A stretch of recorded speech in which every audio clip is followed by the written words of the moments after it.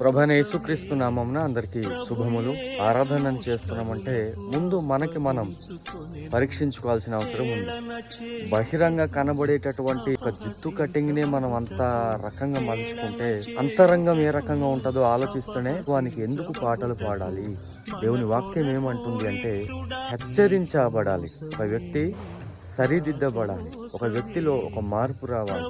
దేవుని సేవ చేయండి అని మీలాంటి వాళ్ళకి సపోర్ట్ చేస్తుంటే మీరు దానికి ఏ రకంగా మీరు వాడుకుంటున్నారంటే ఆ లైటింగ్స్, ఆ స్క్రీన్స్ అవంతా చూస్తుంటేనే, ఆ కెమెరాస్, మీ పబ్లిసిటీ స్టంట్లు ఇవంతా చూస్తుంటేనే ఈరోజు చాలామంది ఒకరోజు తినడానికి తిండి లేకుండా కూడా సేవ చేస్తున్నటువంటి వారు చాలామంది ఉన్నారు మన ప్రాంతంలో. ఈరోజు పేదరికంలో ఉండడానికి ఇల్లు లేదు, తినడానికి తిండి లేదు, పిల్లల్ని సరైనటువంటి స్కూల్లో జాయిన్ చేసి చదివించడానికి కూడా లేనటువంటి పేదరికంలో బ్రతుకుతూ సేవ చేస్తున్నటువంటి వారు చాలామంది ఉన్నారు. కానీ ఈరోజు దేవుని పరిచర్య కొరకు మీకు అంతటి సపోర్ట్ని దేవుని బిడ్డలు ఇస్తూ ఉంటే మీరు చేస్తున్నటువంటి పని ఏంటి అంటే ఇది హెచ్చరించబడాలి. ఒక వ్యక్తి సరిదిద్దబడాలి. ఒక వ్యక్తిలో ఒక మార్పు రావాలి. ఒక వ్యక్తి ప్రవర్తనలో మార్పు రావాలి. హెచ్చరించబడాలి. ఆ వ్యక్తి వార్నింగ్గా ఉండాలి ఒక పాట అనేది అని దేవుని యొక్క ఉద్దేశం. అదేవిధంగా పౌలు శీలలు పాటలతో ప్రార్థిస్తూ ఉన్నప్పుడు దేవుని శక్తి అక్కడ పనిచేయడం జరిగింది. దేవుని బలం అక్కడ పనిచేయడం జరిగింది. ఈరోజు పాటలతో స్తుతించాల్సినటువంటి, పాటలతో ప్రార్థించాల్సినటువంటి అవసరత ఉంది. కానీ మీరేం చేస్తున్నారు?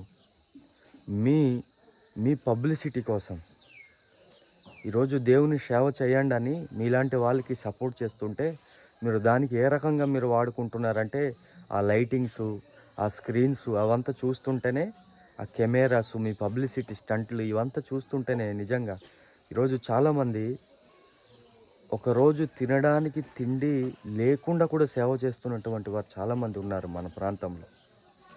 ఈరోజు పేదరికంలో ఉండడానికి ఇల్లు లేదు, తినడానికి తిండి లేదు, పిల్లల్ని సరైనటువంటి స్కూల్లో జాయిన్ చేసి చదివించడానికి కూడా లేనటువంటి పేదరికంలో బ్రతుకుతూ సేవ చేస్తున్నటువంటి వారు చాలామంది ఉన్నారు.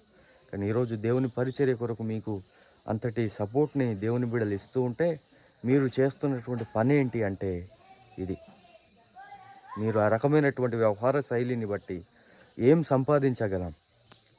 ఆత్మలను మనం సంపాదించగలమా? ఒకరి మనసులో ఒక నూతన ప్రేరేపణను పుట్టించేటటువంటి పరిస్థితి ఏమైనా ఉంటుందా? దేవుని ఆత్మ అక్కడ అలా పని చేస్తుందా అసలు? ప్రియ బిడ్డలారా, ఈరోజు పాటలు మనం ఎందుకు పాడుతున్నామో ఒక స్పష్టత ఉండాలని ప్రభు పేరిట మనవి చేస్తూ ఈ మాటలను ముగిస్తూ ఉన్నాను.